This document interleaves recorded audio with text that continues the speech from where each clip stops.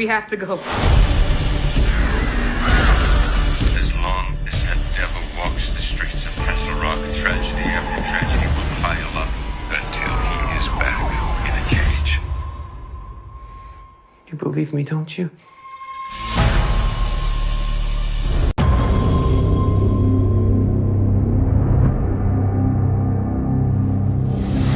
Everyone who moves to Castle Rock, they each have their own little story. We were really excited from the beginning about this idea of these two people who we see buying the Lacey house.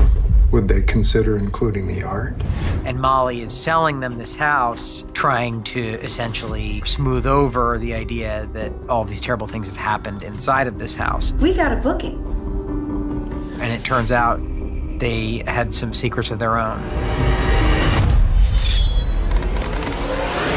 This episode kind of presents a slightly unorthodox haunted house story. And in some ways, this sort of more of a classic homage to some of the bloodier and more traditional horror elements that exist in King. It never happened. Lacey had been obsessed with this prisoner for likely 27 years. So the paintings really, in a way, represent the conflict that Lacey feels in his heart over whether or not this kid who he has imprisoned is some kind of devil or some kind of angel.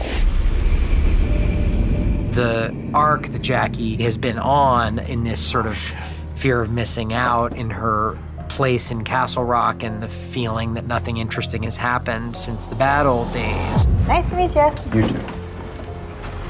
This is kind of a moment where Jackie finally finds herself in a situation where there is something very strange afoot, and even she starts to notice that these people maybe are not what they seem.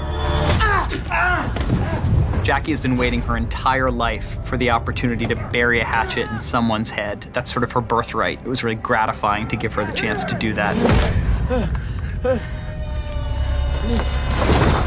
It's not an accident that the storytelling is kicked up a notch into a higher gear of mayhem and chaos as we kind of hurtle into the final act of our storytelling.